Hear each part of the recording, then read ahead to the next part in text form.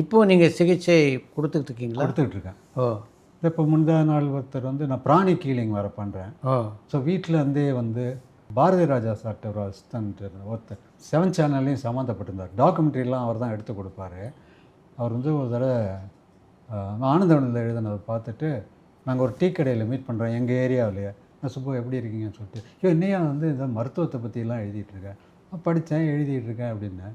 உங்கள் சொந்தக்கார பொண்ணுனுடைய கணவர் பக்கா குடிகாரனாக இருக்கான், பாவம் அந்த பொண்ணு அதுதான் சம்பாரித்து போடுது, திடீர்னு பக்கவாதம் வந்துடுச்சு, இங்கே கொண்டாந்து ஒரு ஆஸ்பத்திரியில் சேர்த்துருந்தாங்க.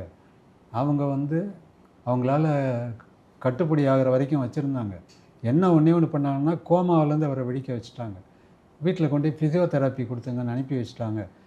நீ ஏதாவது பண்ண முடியுமான்னு. நான் டக்குன்னு பிராணிக் ஹீலிங்கில் ஸ்கேன் பண்ணி பார்க்குறதுன்னு ஒன்று இருக்குது. நாங்கள் கையிலே ஸ்கேன் பண்ணி பார்ப்போம். ஏன்னா லெஃப்ட் சைடு ஸ்ட்ரோக்கா அப்படின்னா, இப்படியா இங்கேருந்தே சொல்கிறேன். இதெல்லாம் படித்த கலைங்க அப்படின்னு. அதுக்கப்புறம் நீ ட்ரீட்மெண்ட் பண்ணுறியான்னு கேட்டார். நான் ஒத்துக்கிட்டேன். ஆனால் பேஷண்ட் எங்கேயோ இருக்கிறார், நான் எங்கேயோ இருக்கேன். நான் ட்ரீட்மெண்ட் பண்ணுறதை நீங்கள் நம்பணும். முதல் நாள் நீங்கள் வந்து உட்காருங்க.